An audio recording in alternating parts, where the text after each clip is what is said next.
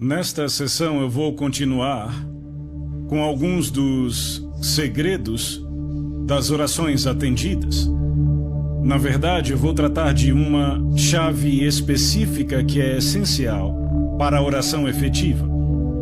E embora esta chave seja claramente apresentada por toda a Bíblia, desde o Antigo Testamento até o Novo, eu penso que a maioria dos cristãos não atenta para a sua existência. E eu creio que a falha em usar esta chave sobre a qual eu vou falar é uma das causas principais da ineficácia no corpo de Cristo. Você já deve estar pensando, que chave é esta? E eu posso dizer que quando você ouvi-la, provavelmente você não dirá glória a Deus. Eu quero voltar mais uma vez ao Sermão da Montanha, onde Jesus está dando instruções sobre como orar. E eu quero pegar duas passagens paralelas. A primeira está em Mateus capítulo 6, versos 5 e 6, onde Jesus diz: "E quando orarem, não sejam como os hipócritas", e aí ele descreve como os hipócritas agem. E aí ele diz no versículo 6, "Mas quando orarem", e aí ele diz o que fazer. Então ele usa a frase "quando orarem" duas vezes. Da primeira vez, ele começa com uma negativa: "Não orem como os hipócritas". Mas ele não termina aí. Ele conclui com uma positiva: "É assim que vocês devem orar", e na verdade nós dedicamos a nossa última sessão a analisar o padrão que ele nos deu. Mas agora eu quero avançar no mesmo capítulo 6, para os versículos 16 e 17. E aqui ele apresenta uma outra dimensão da oração. E ele diz: "Quando vocês jejuarem, não sejam como os hipócritas". Mas ele não para com a negativa. Muita gente acha que ele termina aí. Mas ele continua no versículo seguinte: "Mas quando vocês jejuarem", e aí ele nos diz como fazer isso de uma forma aceitável a Deus. Agora, eu acho que vocês percebem que há um paralelo bem próximo entre o que Jesus diz sobre orar e o que ele diz sobre jejum. Primeiro ele diz: "Quando vocês jejuarem", e aí ele diz: "Não façam desta forma, façam daquela". Agora, na minha opinião, a frase "quando vocês orarem" indica que Jesus espera que os discípulos dele atentem bem a isso. Quando vocês orarem, Jesus espera que os seus discípulos orem. Quantos aqui concordariam que essas palavras indicam que Jesus estava considerando que nós, os seus discípulos, oraríamos? Ele não diz "se vocês orarem", ele diz "quando vocês orarem". E eu imagino que a maioria de nós aqui concorda que o Senhor espera que nós, como cristãos, oremos regularmente. Não está certo?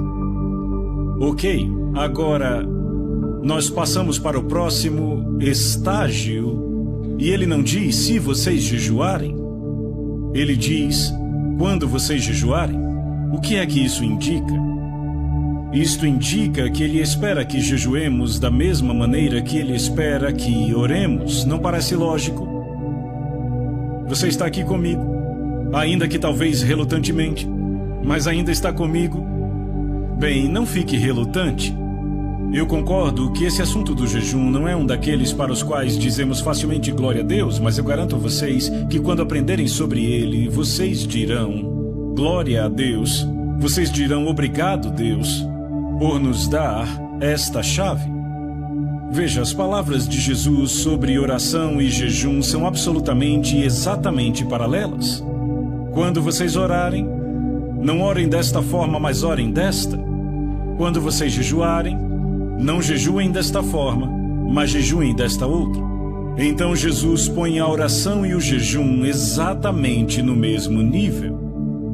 Minha conclusão é que se ele tem expectativa que oremos, ele também espera que jejuemos.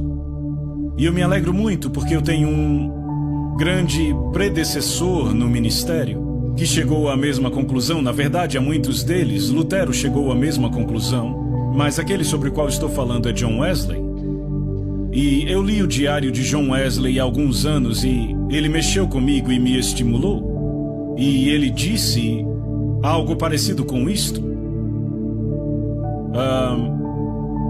Eu estou convencido que se um cristão entendeu a necessidade de jejuar e não pratica o jejum, ele vai se desviar com a mesma probabilidade de um cristão que entendeu a necessidade de orar e não ora. E John Wesley não ordenava para o ministério metodista nenhum homem que não se comprometesse a jejuar todas as quartas e sextas até as 4 da tarde. Era um requisito básico para ser ordenado no ministério metodista.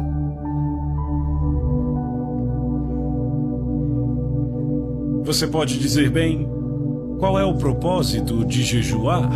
É só para tornar a vida mais difícil para mim? Para me negar o prazer? Minha resposta seria não. Sem dúvida há inúmeros propósitos, mas eu vou tratar apenas de um. Qual seja, é uma forma apontada por Deus para nos humilharmos. E eu vou mostrar isso a vocês de forma muito clara na Bíblia. Veja, a maior e mais específica barreira para obtermos resposta às nossas orações é o orgulho. E qualquer coisa que possa retirar esta barreira do nosso caminho vai facilitar a resposta à nossa oração. Nesses últimos dias, Deus vem pessoalmente falando comigo sobre o terrível perigo do orgulho.